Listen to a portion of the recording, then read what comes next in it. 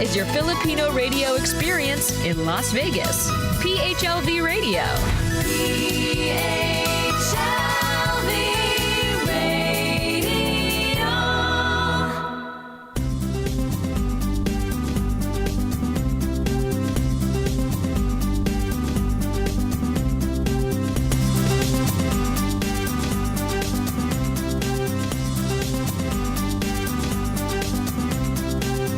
Are you ready to travel? We got all the travel buzz here on Smart People, Travel Wise with Alvin Adriano on PHLV Radio. Greetings to all. Welcome. What a beautiful recorded. day today, and how Well, I hope wonderful is you it all to are be having back a in the wonderful studio live 2022. with Kuya and the Absolutely a PHLV fantastic crew. year, and I hope So I hope your 2022 is gearing up to be fantastic, and we're already 3 weeks into the new year. How time flies, but no worries at all, because we have a great show for you today. But if you're just tuning in, my name is Alvin Adriano, CEO of Travel Wise International, and I welcome you to our podcast, Smart People, Travel Wise. Here we chat with travel professionals, learn about what's new, what's trending, and just different perspectives in the travel world. Don't forget to catch our show. It's every Tuesday at 12 p.m. Pacific time or 3 p.m. East Coast time on PHLV Radio, available on Facebook, YouTube, iHeartRadio, Spotify, and Apple Podcasts. Or even better, catch us on PHLV Radio on the iOS and Apple devices. Now, as the new year rolls in, there's been so much emphasis on purpose and meaning. The pandemic has really been an eye-opener for many people in the sense that they had time to reflect on what truly is important to them. You know, they say that generations are moving towards a world of experiences first, rather than material possessions, and that people are yearning for travel and to discover more about the world and themselves. With 2 years of lockdown and fear, we're approaching another pivotal point during this crisis and the future of travel. And today's show will talk to a seasoned veteran, a visionary in the travel industry, and someone who has been an influencer whenever she goes. Jennifer Dunn is a nationally recognized travel expert specializing in Caribbean vacations, destination weddings, and honeymoons. As an owner and president of VIP Vacations, Jennifer has distinguished herself as one of the top travel agents in America. Having received numerous industry awards, Jennifer uses her position to educate consumers as well as travel professionals on how to create amazing memories through travel. You might have caught her as a regular staple in Fox's Good Day Philadelphia and other Fox syndicated networks. She has also been featured in numerous publications like the New York Times, Elite Destination Weddings, Modern Bride, and Cosmopolitan. She's not only an amazing person, but a dear friend. So please smash those heart buttons for the TikTok queen of the travel industry, the lovely Jennifer Donchez. Hello, Alvin. Hi, Jennifer. How are you today? I'm doing great. I can't believe it's 3 weeks into January. I know, isn't it crazy? It just seems like we just saw each other and we're already on the grind as entrepreneurs, ready to make success happen, huh? Yeah, I guess I should stop saying in my emails, Happy New Year. Well, it's great. I mean, you know, the new year is always a reflection for the travel industry because this is the busy season for us. This is where we start booking really heavily, start planning for people's vacations for the new year. But, you know, it's exciting because we're going into 2 years after the pandemic and there's a lot of positivity and excitement. Can you tell us a little bit how the travel industry is responding now to the new year? Well, we've seen a desire from our customers to go away, just to get out. They've been locked down too long. They want to see family and friends. They want to spend some time and not think about COVID. And so we do a lot of destination weddings, group trips, and the majority of clients we've seen, they're getting a resounding yes from friends and family to travel. I think in the past they may have said, we've been to Cancun or we went to Jamaica, but now they want to see and spend time with their friends and family. So they're booking, and that's wonderful. That's so awesome. You know, as entrepreneurs, you know, we have to find solutions for problems, and the travel industry was faced with a lot of challenges in the last couple of years. But you as an entrepreneur, you've been so successful in your career. How did you find success as an entrepreneur in the travel industry? Oh, well, that goes back about 27 years now. I started doing corporate travel and then moved to open up my own agency. Mm-hmm. And after 9/11, changed from corporate to do more of the romance segment because those were the only people that were traveling after 9/11 immediately. And so just kind of I hate the P word, but we pivoted. Yeah. And when that was a time when people were still eloping, we really got on the bandwagon for destination weddings and became experts in it because we spent years doing it before it was like the big whale that everybody, vendors, hotels, they all wanted the big groups, and we had been doing it for a while. So that was like, that's our story, and built a team and built a brand for love and romance. And then since then, the evolution of a traveler is they go to Disney, they may do an anniversary trip, a family reunion. And so we've just grown because once you connect with the heart, that wedding, many times it forges relationships that last a very, very long time because you help them through a very stressful time planning a group trip in another country that they've never been to many times. And you're that lifeline. And so they remember you and they come back years and years later. And that's what we've done over the years. Oh, wow. That's so awesome. And that really shows and how referrals and business grows, especially when you build relationships with people.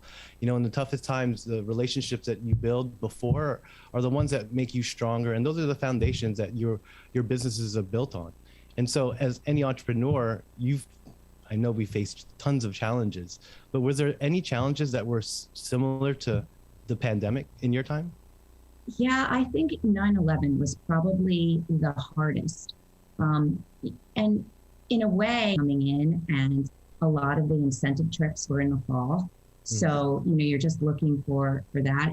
I had $3 million of corporate travel, and we were still getting paid, a commission on our travel too, even if it's corporate, and even if a lot of it was air and incentive groups.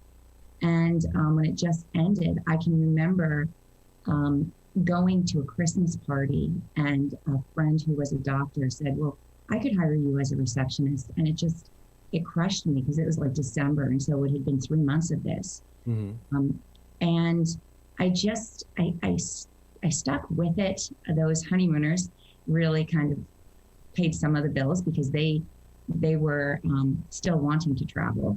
And I decided I was going to double down and did a couple of bridal shows that winter. And I was the only agency there when the year before I was among 12 or 13 other travel agencies.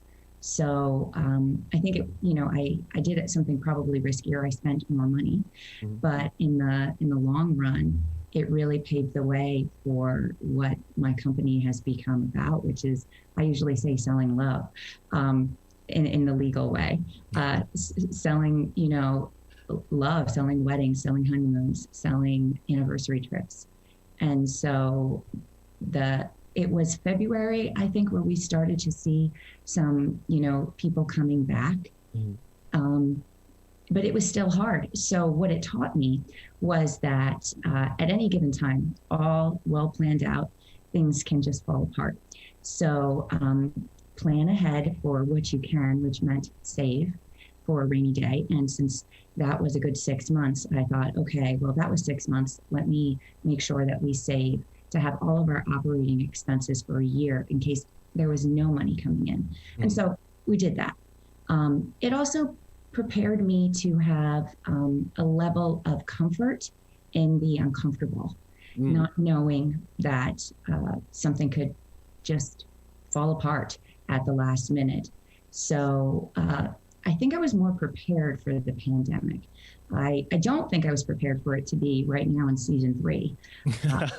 Not at all. But that level of resiliency, which I don't like that word either. I don't want to say pivot and resilience again. But in discomfort, you can learn a lot about your own character, and I think that has helped with other things that have come up along the way. Whether it's Zika, which was another virus, whatever it was that affected a lot of honeymooners, destination weddings, and then other crises that we've seen over the past several years, whether it was violence or crime and, tainted alcohol in Mexico, or mysterious deaths in the DR where people want to cancel, change reservations, weather events, hurricanes, norovirus. Like, there's just things that come along, and they build our character to see how we will handle crisis, and also teach us to kind of live in the moment and celebrate the moment rather than always looking ahead to next year or next month even. And so I think 9/11 was my my kind of training for what the pandemic has done to our industry. Oh, I love that. Thank you so much for sharing. And I think it's a really important aspect that people don't talk about is it's not a failure, but when you get stuck in this position, and as an entrepreneur or person that's passionate about, your drive and your purpose, you really, like you said, double down because you want to be successful. And so I always say that the crisis is a true revealer, because the way that on to uncertainty, to chaos, to when things don't go your way, those are the times that you show how successful, or how, like you don't like to say, resilient you'll be, because nothing can get in your way. There's only solutions, no form of excuses. And so for new travel advisors or people who are dealing with the stress or overwhelmed with emotions because of the pandemic, you just got to take one step at a time. I never thought we would be in season 3 of this. I really, the first year it was really hard, but I found people in my circle group, my network group, developed and looked towards the future. And there's nothing, what do they say?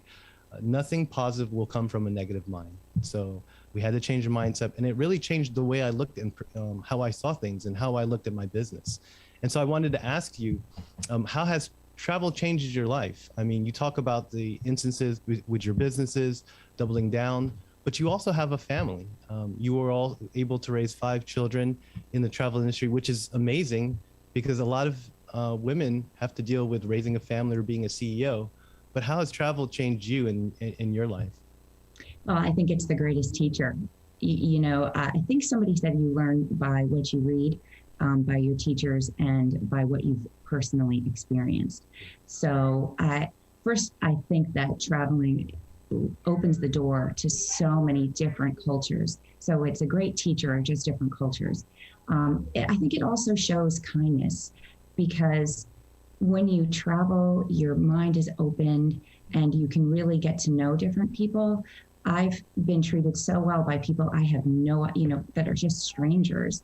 And so the kindness of others, I think, can be taught by travel, especially coming from, America, the land of plenty, to see some cultures that have, very little. I know you traveled with me to Jamaica last year, and we went to a school, and we gave backpacks full of, health items and wellness items to the kids. And you can just see how much appreciation they have, but it also teaches you to be, aware and grateful for what you have. And then there's also like the political things that you get to see too when you travel. Far better than being in, an echo chamber on social media, or, watching one sort of political side via the news, is to see and to experience the ways that different cultures are living based on their politics.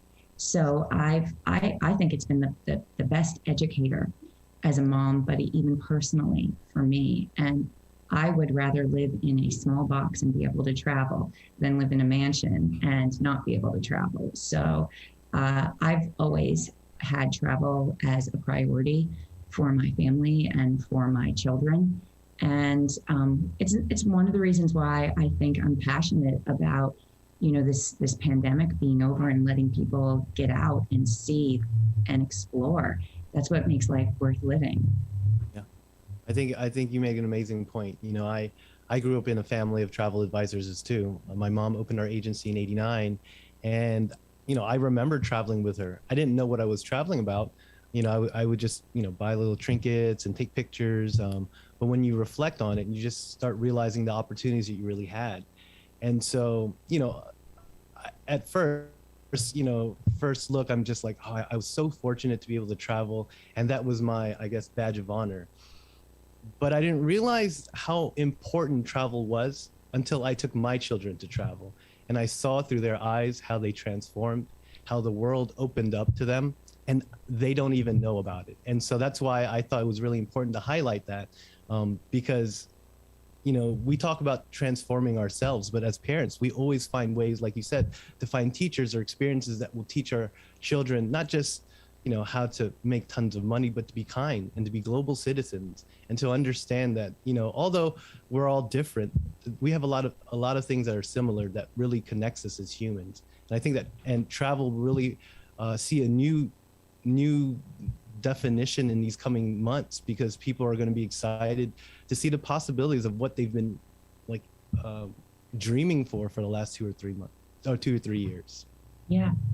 And I think the pandemic is the first time that I've had countries that are closed that I can't really go to. Yeah. So, you know, that is also a great teacher of how important our freedoms are. So even when you can't travel to, you know, when you take that away, you start to have an appreciation when something's suddenly removed from you. My daughter and I went on a river cruise this fall, and it was very unique because we went to countries in Eastern Europe, and so Croatia, Serbia, Bulgaria, Romania, and a lot of the guides were showing, you know, what the remnants from communism, socialism was from, you know, the Bosnian, Serbian conflict. And it was such a great educator, and it brought up such great conversations that I might not have had with my daughter, who's 25, but I might not have had those conversations if we hadn't been there. And as we are, you know, living in a society where people do talk about, you know, are you Republican, are you Democrat, socialism, you know, like I think seeing what people had lived through, and then being able to share about, you know, their struggles during that time. All of the guides were all talking about, well, 25 years ago. And, you know, she was just a baby. So that was really eye-opening for her, but it also brought some great conversation. Sometimes we lose that. We lose what we're going to talk about, you know, at the dinner table. And it was really, really wonderful, even though it was a depressing part of the world. Because I have to say, it is a little depressing there. They're still coming out of, you know, they still have generations that are still alive that went through that. Mm-hmm. So it wasn't that beautiful palaces and castles of, you know, Germany river cruise and, you know, Vienna, but it was still so wonderful to have those topics and conversations between the two of us. Yeah, you know, it's those conversations that you never think about, and especially when you start putting them in real life positions in history, because, you know, our generation has really, they don't know struggle like we do back then. You know, it's a little bit different, not being able to, you know, you mail a letter, it really takes like 2 weeks to get somewhere. You know, here everything's in emails like a second, and people are so instantly gratified. And so I think that was those key points, that when you travel, you can go back to history and just kind of relive what people have gone through.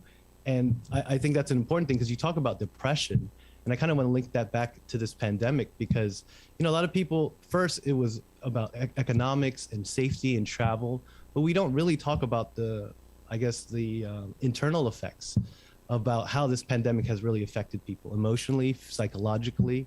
So can you talk a little bit how this, try to verbalize the effects the pandemic has on the industry, not only financially, but mentally? Well, I think there's two different facets to that, right? So there's the facet of how has this affected the people in the travel industry working day in and day out with cancellations or changes.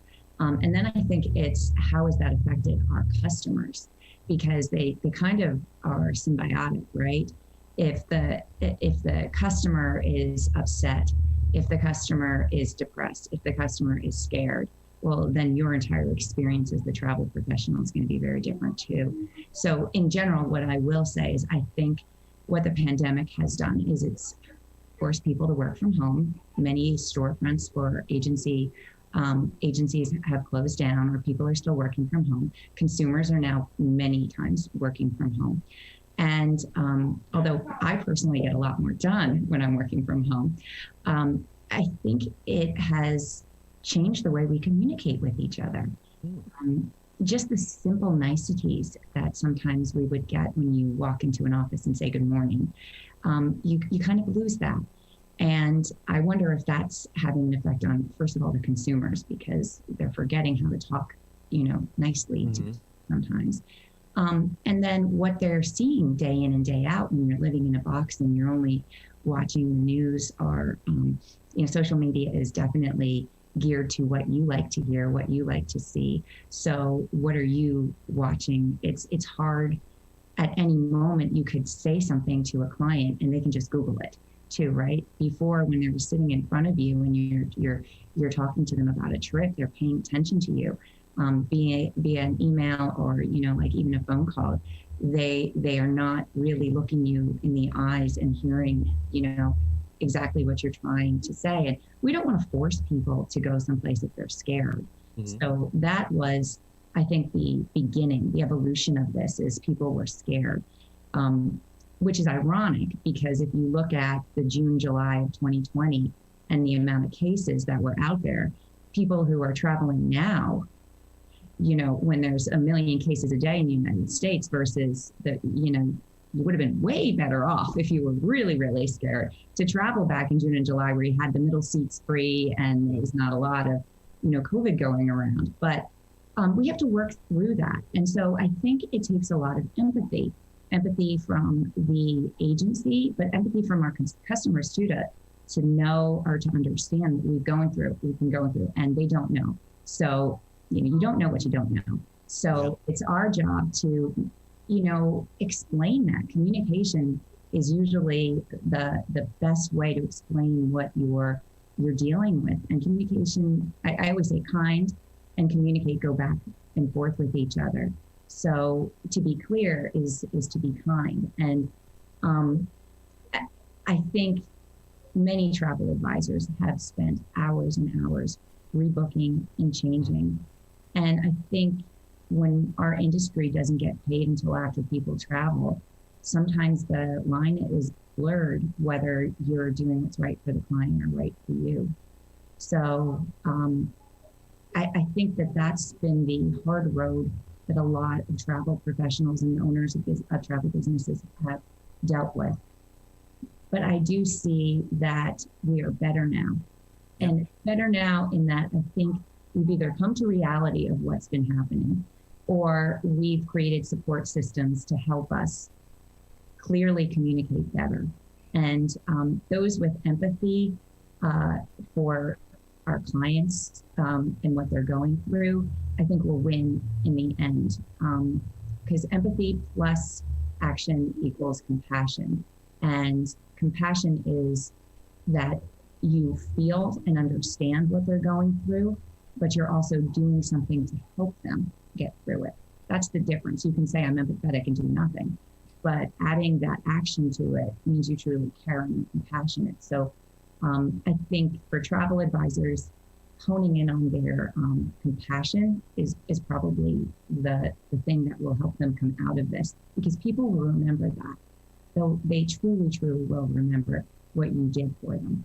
Yeah, I totally agree. I think you're right. The industry was in shock, but we became a lot better because we started understanding a lot more of the emotional connection that people have with their vacations. We tend to think vacations, when they were easily accessible, that they will always be there, but we didn't realize the time, the purpose, the reason why people go on vacations. And we think it's just to party all the time, but there's so many different reasons why, whether it's escape, romance, connection, discovery, curiosity.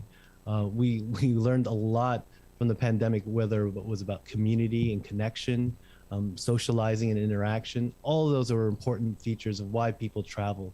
And I think that the industry has done well to rebound from all of that and really dig down deep and show the value of a travel advisor, really connecting them, being able to walk them through every bottleneck or challenges that makes travel so complicated. When travel became so accessible with the internet, a lot of people got a lot of confidence being able to travel wherever. But now, with the COVID restrictions, entry requirements, visas, people are turning because they want help. It's not hard. It's just there's a lot to go with, and it's that extra support that people are looking for that really makes a difference from buying online and then buying from a travel advisor. Yeah, and I think that's why we have to take the time. We have to take the time. Phone calls are longer now because you have to walk them through all of the requirements. And, that was never in our job description unless you were helping somebody get a visa to travel, or if they needed to get yellow fever to go gorilla trekking. But, and things didn't change as quickly as they changed, during COVID. One week you need to get a PCR test. The next week it could be a rapid test. The next week it could be 7 days before, and the next week it could be 3 days before. So our value is really staying up to date with that information, but also taking the time to go over that. And if you've traveled anywhere this past year where you had to fill out a lot of paperwork or upload things or fill out health forms, you can understand and you can be more compassionate because you've gone through it. And that brings me to really think about moving out of COVID, because once we find, consumers find our value, how long will they remember that? I think people have ADD, right? So will they remember that moving forward?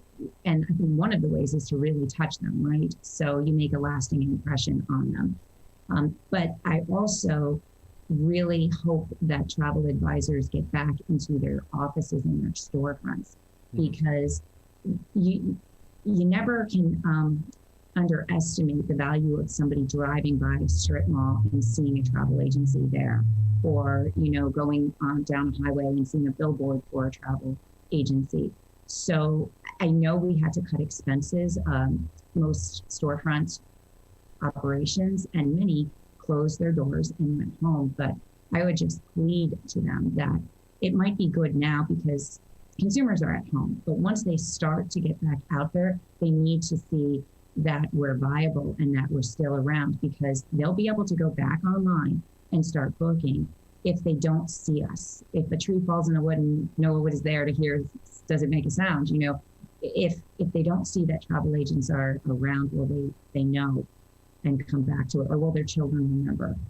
So many times my Generation Xers have come to me. They, early on booked something, and it's their kids that started, millennials, Gen Zs, started to book their honeymoons through our company. Mm-hmm. And the typical response was, I didn't know you guys were still here. I didn't know where to find you. So we don't want that to happen with the Gen Zs and their families. So, my biggest push right now is how can we keep storefronts open? How can the operation that closed down temporarily but are working from home, how can they get back into being visible to consumers? Because I think it's real important. Yeah, I do too. I mean, I think a lot of people don't realize that there's tons of travel advisors out there, and even more now than ever, especially, I don't know if people still call it that, but the Great Resignation. A lot of people are leaving their jobs, trying to find remote jobs that they are more passionate about. And this has led to about 20 to 23% increase in travel advisors who are looking to enter into the industry. And I thought that was a crazy data point, just because you would think that a lot of people would be fearful for this industry, but the industry is thriving. It's thriving with bookings, thriving with people entering the business. And so, as a veteran who's seen so many changes, how do you think the industry has managed through this pandemic, especially for not just media perception, but also industry expectations for people entering this industry? So I do think that the fittest have survived, just like the law of evolution, or, in the wild, right? The stronger will survive. I think it got rid of the hobbyists who were doing, the side hustles, that kind of a thing. And I think it's also shown that people want to travel, so they have hope. So that might mean they book for a year out, and they might be okay rebooking again and again, during this time. I think that the government has really supported the travel advisor community through ASTA, and from what ASTA has been lobbying for. So we've had, the ability to have a PPP program, so we could get through this. I do think that people have felt like, I don't want to be working 9 to 5 in an office that is draining my soul. So I want to go do something that's fun. Travel wasn't fun during the pandemic, not just because we weren't traveling that much, but also because of, everybody canceling. Mm-hmm. I think we can start with a, fresh foot forward by doing the right things. And I do think people, like the numbers last year were insane for people who traveled even during a pandemic. So buckle up when we don't have to do all of those COVID protocols again to get in. I think it's going to be very, very good. I just hope that advisors remember, they remember to save, they remember to do the right things with their clients, because that's going to create that foundation that can withstand crisis, if you do the right things. So I think the industry has done well. I think there's a lot of factors as to how we've been supported too. Yeah, and I love that. I think it's important that we all start using this pandemic or these events to really understand how our businesses are going to survive in the future, because you mentioned before that we have to embrace uncertainty. And now that we know that this could happen again, that we have to prepare in the future. And so I wanted to kind of key into that, just because during this pandemic, you were able to find something that was missing in the travel industry. And I wanted to touch on that because that became something of purpose for you, which stemmed into a community, which was first the Female Leaders in Travel Conclave, then led into the Travel Ally Society, and then moving on to inspiring the young leaders and travel professionals for the Young Leaders in Travel. So where was the sense of community, and how and where did you find the purpose to create these community-based organizations? So the first group, the Female Leaders in Travel Conclave, was an idea that started in 2018, and we met for the first time in 2019. And that was built out of learning statistics among travel companies, not just travel agencies, but hoteliers and airlines, that women tend to be the employee, and there are far fewer females leading in C-suites. So it was more about, why are we competing with each other? Why are we not embracing each other and saying, hey, I will, bring you along with me. So you're not the only one in that room. You have a seat for another female who it can become your advocate too. And, I laughed. I heard a comedian, a female comedian, say that if there was no more men on the planet, women would still buy makeup. And so it occurred to me, we have got to be, closer with each other, create this wolf pack with each other. And so that was several months, like 9 months before the pandemic. During the beginning couple of months of the pandemic, I was in like a COVID bubble. I was surrounded by these women. We had monthly Zoom calls. We had a WhatsApp chat. We were sharing strategies on how to get the PPP, the EID out. We had somebody whose company did Visa reward points for travel, and she was sending us all how to avoid chargebacks from every credit card company. And it was hard, but not as hard as I think it would have been if I was just on my own, because problems rise in organizations. If you have an employee, they might go to a supervisor might go to a manager, so forth. But the boss doesn't go down to the employee and say, I'm thinking about maybe doing this. What do you think? It usually stops right at the leader, that person in charge.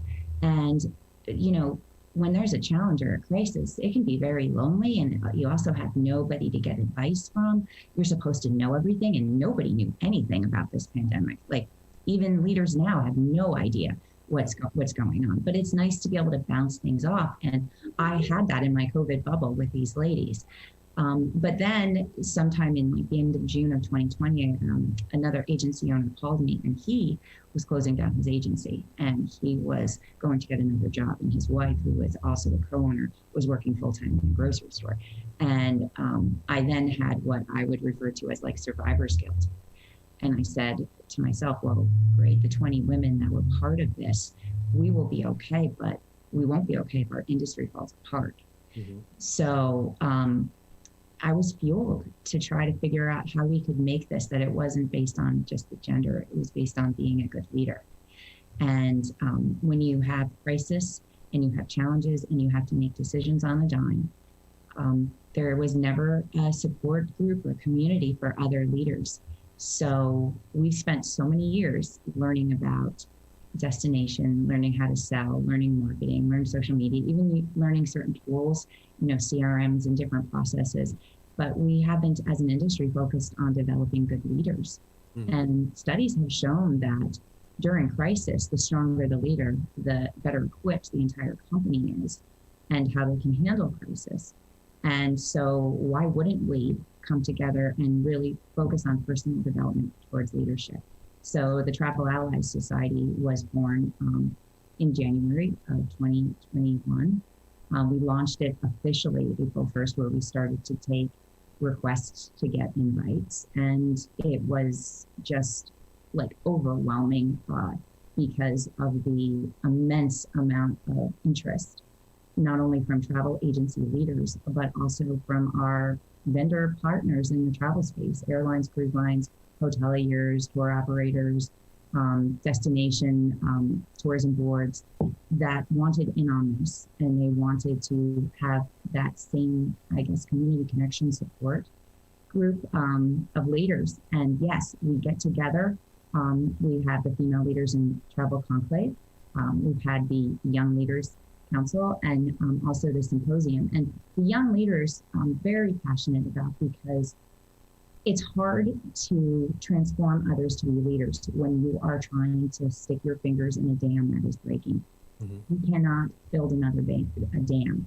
So for our members, that was really a part of like, you have somebody there that's just ready to lead, but you don't have the time because you're so busy, holding up the dam. So what can we do in our community of allies to help them grow and be better leaders? And so that's when the Young Leaders in Travel Council, that idea came about. And you were there at the first one we had last September. And I think it's really important because you've already learned so much, right? You've gone through this big crisis, and it's hard. It can also be very depressing, and it can be stifling, but it can also teach you so much. And I think for a lot of millennials and Gen Z, there is this feeling of, giving back and being kind and doing all of these things with purpose. But experience really builds that character. And you learn a lot more being underneath, you really do, than being on top. So that growth as you climb up can really help you become the leader you want. Because if you do it too fast, it sometimes isn't sustainable. Yeah. When you've hiked up that mountain, remember, you're only halfway there. You still have to hike back down. So I think it's important to support the younger leaders out there in developing that character, having that vitality to withstand other things that come at them, and to keep going. And then not to forget the lessons and get in too fast. You can be slick and you can talk really fast and be appealing and get into that door that you want to, or, break down that barrier that you want to get into. But it's your character that keeps you in that room. And character is not something that you're just born with. It's developed like a muscle through the trials and the tribulations and the joys that you've experienced. And you can't get that at 22 years old. You actually have to build with it. There's no age where you can say, oh, you should be a vice president this time. But that keeping the optimism and the purpose as part of it, and having people around you that can say, come on, we can get over this. It soon will pass is something that I like to say. It soon will pass. That will pass too. Feeling like you can't help, that will pass. Feeling like you just hit the lottery, that will pass. Things will pass. But the lesson on how you get there is the biggest thing. And that's why I think it's so great to have these young leaders, be able to share with each other and create that community. Because I look back and say, when I was like 35, 36, wow, if I had that, if during 9/11 I had that support, my gosh, the sleepless nights I wouldn't have had to deal with, the tears I wouldn't have had to deal with, the knowing that that's hot instead of being told that that's hot. Don't touch that. That's going to burn you. That just, that would have saved so many things for me. That's so awesome. Yeah, and it's true. As a still young professional, you don't realize what you don't know, and experience has plays so much more in your development in travel and in leadership, that people don't realize how, when you break down what it is to be a leader, you serve others. And once you start learning that your purpose is to serve other people, you start realizing how much more you can influence other people to do right things, to do good things. And I like to always bring it back to travels, because these experiences that most of us don't get to go through, you can see what people are going through in other places, because America is the first world country. If you've never been to a third world country, you'll understand the moment you set off how much opportunities you have, how much entitlement that we have. And again, it's nothing wrong with that. It's just understanding that there's different ways to see a problem, different ways to see a solution. And there's never a wrong way, just another way to understand something. And so being able to go through this pandemic and to learn from it and to mentor young leaders, young travel professionals, is such an important characteristic for them to understand, because leadership is such a hard skill to develop. You in one of the slideshows you were showing, you were talking about Forbes magazine, some of these Fortune 500, one of the least characteristics or least development they have is leadership. So it's not just in the travel industry, it's every industry. And so it was so surprising that leadership is such an important characteristic that we're all building right now in every industry. It's, we didn't go to school and there wasn't a leadership 101, there in parenthood too, there wasn't parenthood 101. Maybe in home ec, you took home a rock or an egg or something, you had to take care of it for a week. But, this personal development journey that we are all on as leaders, it can be really fulfilling. It can be really hard. And not having a community to talk to about it is even more difficult, which is why I think that the Travel Ally Society has been such a big success, why we get requests to be invited every day, why, vendor partners want to be part of this conversation, because they also struggle with it. I was on a call, it was a Zoom with American Airlines, and I thought it would be like a one-on-one thing, but they have this real high-tech camera in their meeting room, and, all of several of them sitting at this big table. Uh-huh. And they asked, so what are the critical conversations you talk about in this group? And I just rattled off like 4 or 5 things, and they were like, yeah, we need to have those conversations too. Basic things, like, are you requiring your staff to show proof that they've had the COVID vaccine? Are you having vendors come in, and show this? Are you requiring testing? Are you working remote? How are you hiring people? Like, just the very basics. Mm-hmm. And that has nothing to do with travel, but we're expected to, as entrepreneurs, know how to do that, know how to have those things that keep a business running. We know how to sell. That's never been the problem, right? And we know the destinations that we're selling. It's the other stuff, the harder stuff, the stickier stuff that can get us in trouble, or make us feel like we have nobody to turn to. Mm. So I'm fueled every day. I've been running what I like to say, I've been doing 2 full-time jobs for the past year. And yet I've felt more purpose by seeing so many people do better because of this, by hearing from people who attend these events that it was life-changing, by getting the text messages from different people, like, I just signed a huge deal, and only because I was at this event and met this person, thank you so much. So like, it's changed the way that I lead. I come back and I say, wow, I could really do better in this.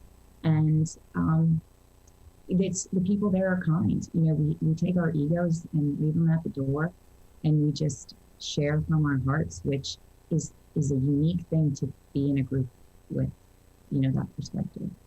Love it. I love that leadership is a focus for you, because it's an important thing that people don't really understand. As travel advisors, we don't think of ourselves as leaders, but we are. We are travel leaders. We're leaders that go on and open the doors for people to see the world, to see different cultures, different traditions, different perspectives. And so once you understand what a leader is through these leadership conferences or personal development, it's important, because as a leader, there's always two emotions I always like to say: fear and hope. And as a leader, you always pick hope. You're never going to follow a leader that's fearful. You always follow a leader that's hopeful. And so for all the leaders or anyone in the travel industry or any industry that's trying to figure out what to do next, is always to choose hope. There's always a positive way. And like you said, time will always pass, day in, day out. Sun will always rise, the moon will always shine up. No matter what, it will go through. You just have to keep holding on until that comes. So for you talked about positivity, you talked about community. How come you were able to choose hope throughout all of this? Because I think I've seen what happens with a movement. I think that when you are for something that's better, and you see it spark change in people, and they feel different and they feel better, you're no longer alone. You've got people alongside you, and it just spurs you to do more. And you just have to get a little bit of it. You don't have to do it every single day, but a little bit of it. And I think we all have two choices. We can sit in a room, or we can open a door and get out, right? You can choose what you want to choose. I always said, I'm going to open that door. And maybe that's why I love, adventure, why I like to travel, why I have no problem, jumping off of a building, bungee jumping off of a building, going, on a hot air balloon numerous times, scuba diving. I've always been one for adventure. So maybe part of being that adventurer lets me say, I'm just going to open this door. I'm not going to sit here. I'm going to open this door. And if I feel connected to other people, I want them to come with me. I think being a travel agent is being like this virtual guide, and we can, kind of lead the path and guide people to their destinations. And isn't that what a leader is too? It's guiding people to see where they need to go and what they need to do. And so I've always felt like, hey, I'll do this, and I'll come back and tell you if it was not a good thing to do, or I'll come back and tell you how great it was. I just want to make sure that I'm constantly trying something different, because I do not sit still in a room. So the two choices are sit still and die, or get up and go out and, open the door. And sometimes it's scary for people, and I get that. It's not as scary when you have somebody holding your hand, when you have a guide saying, I'll be with you. And I think that's what we've built with the Travel Ally Society. I never said to allies, it's going to get better. This industry is going to get better. What I have said is, you're not going to have to deal with it alone. And I think that's just as important as having that hope that it will. I mean, historically, pandemics have ended, and they didn't have the amount of science that we have now. So they didn't have things that we have now access to. The world is a lot smaller now because we can communicate. If I didn't know better March 2020, I wouldn't have known there was a pandemic. There were no zombies bleeding from their eyes running from the streets. I wouldn't have had any idea about it. But I do believe this is gonna end, or it's going to be something that we deal with.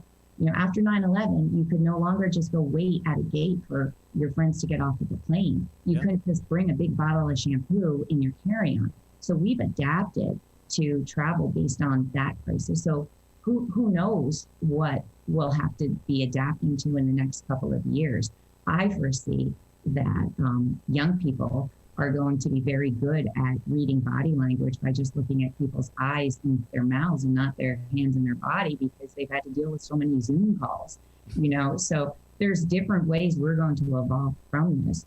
But I do believe, I don't know if it's hope, positivity, optimism, I do believe this is going to end. So I'd rather be with people running together, through this obstacle course, because that's what I believe life is about. You're in an obstacle course. You're just jumping from one thing to another, trying not to land in the carpet of lava. If you were ever a kid and played that, that's what life is about. So I'd much rather be on a team with people doing that.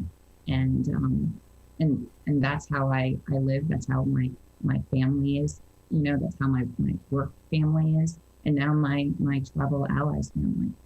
That's all. That's a beautiful thing. If there was something that came out of the pandemic that was really excited for, it was the fact that people found community. Even though we were locked down, social technology like Zoom, Facebook groups, any way that you can connect from inside your house, we can now talk to people all across the world with a link. And I thought that was wonderful, connecting people all around.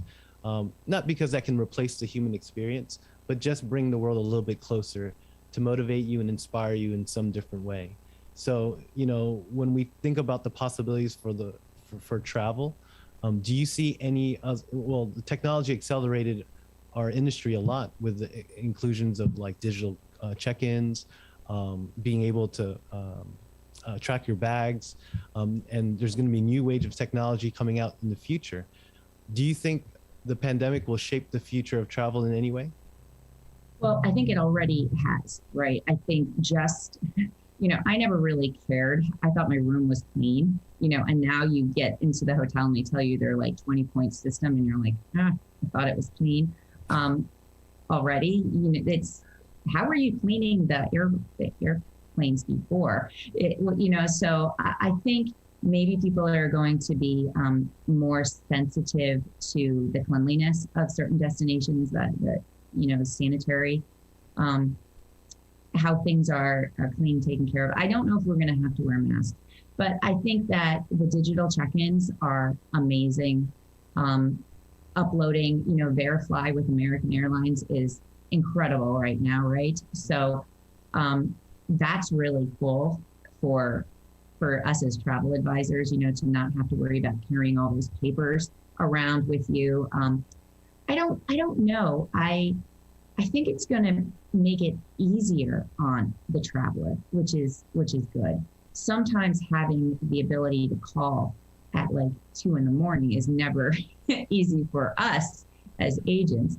But if there's ease, I think it's good. It's good. Whether it's picking a type of bed, checking in early via your phone, getting keyless entry, checking in online, uploading all your documents so you don't have to wait in line, to check in on a plane.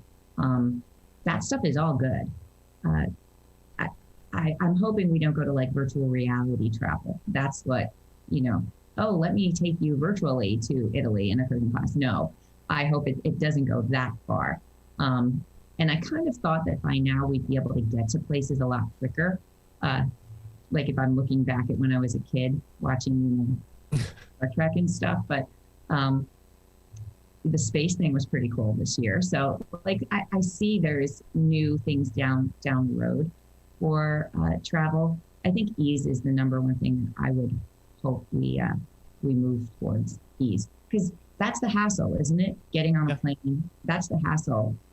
Checking in, waiting in lines, so especially during like social distancing and stuff, like that's not what we wanted to have to do. So hopefully that changes. Yeah, this is so exciting. Again, with technology being so fast now, information being processed in the blink of an eye. I follow NFTs and blockchain, and I can't wait for the travel industry to incorporate that into their operations, because it's really going to change when you start looking at how every plane ticket will be an NFT in the future. I'm telling you, can't wait. So with that said, thank you so much for being here, Jen. It's really an honor to be to be here because I've always watched your career and your journey, and it's always been an enlightening thing for me. But I'm so proud to have you on the show. Is there any last minute tips or advice that you want to share with our viewers? I think that the lesson that I've learned over the years is that if you want to go fast, go alone. If you want to go far, go with others. And it can be lonely to be a leader. So find that community that will help you go far. Be in a room with smarter people than you, because you can learn an awful lot. And I think that it's a hard thing to juggle in life. You know, we kind of halfway, we're sitting on a 3-legged stool. So that stool could be your family, it can be work, it can be a hobby or something. And, you know, you just have to try to keep that balance, because you don't want to be thrown off. And sadly, you know, the pandemic might have tilted that balance and the stool fell over. But it's important that you have those people around you that will help you get back up on that stool and keep your balance. And I hope for anyone that is interested in learning about the Travel Allies Society, they go to allies.travel and send us a note, because that has been something that helped me get back up when that stool is tipped over. And it's not fun to be alone. So hopefully this organization helps people get back up. Love it. Love it. Thank you for creating the Travel Allies and all the other organizations like the female leaders and the young leaders. Community is one of the most important things that we need right now, connection, and be able to have support of others. So thank you, Jennifer, for being here and sharing your insight, your knowledge and experience. I'm so thankful for you to be able to come on the show today. Thank you, Jen. Thank you, Alvin. Goodness gracious, she's so good. I love her, and I love her passion to serve others. I believe true leaders will rise from this crisis, guide us through the transition, and create perspectives that only will be our foundations in the future. I'm really thankful for Jennifer and that our paths have crossed. The beauty of travel not only extends to making memories, but also building wonderful relationships with people all around the world. Travel has the power to transform communities and countries, but it also has the power to transform the people around you. Change how they see the world and how they respond to change. True discovery starts with a journey with oneself, and I hope this year that every one of you can discover somewhere new. So thank you for all of our viewers who are able to spend a few minutes with us to learn a little bit about the travel industry. And if you're looking to travel, experience the world without managing your own vacation, you can always reach out to our award-winning travel agency, TravelWise International. But thank you to all our viewers and listeners who've been able to join us on today's show. Stay safe, and until next time, smart people travel wise.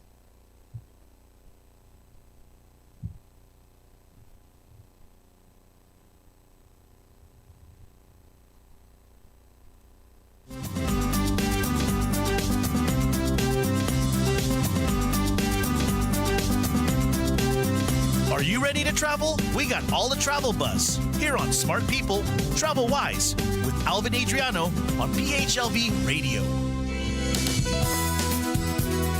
Just like a friend from back home. This is your Filipino radio experience in Las Vegas.